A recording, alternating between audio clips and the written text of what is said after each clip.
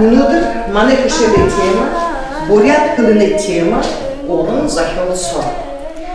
Би мөн энэ хөшөөхөө яриж явуултагня. Миний дахид ийм боднууд ороо. Бурят хөлний муушлах хүн буурал ижигээ хасаалан шүү. Төрөн хөлний муушлах хүн төрөн гаралда урвахан шүү. Гэн дөрвөн мөрнүүдийн зохиолч энэ хүртэр ярив. Зэтигдээ бурят хөлмнэ манай ямар хөлм болно гэж. Энэ хата манай төрөн хөлм.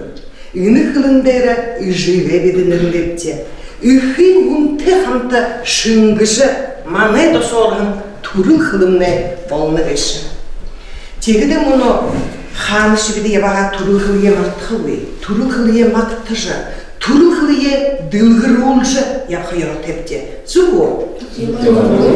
Мөн бурят хөлн тухай өөдөнгөө ханамжнуудыг хэлэлдэ. Бурят хөлмнэ хөлийг хайшин гэж өшөөс хашин гоёор хөгжөөх гэж бурятаар гоёор хооролдох. Төрөн хөлн төрөндөө хоёроо төбөд дэвэр хаанаш явах мартахгүй гэж.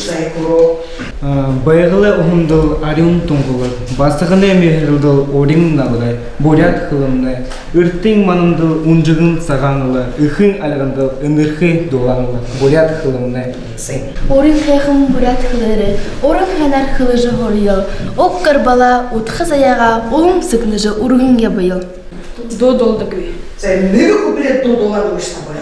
Шалсаннем не хепхемне шаме наме адисла хэжингингол худангол хэшикашингамсула Иже аба хоёрны игэ жааханы намай бурят хөлөндө хурга хизэш хаанш яваа би бурят хөлөө мартахгүй.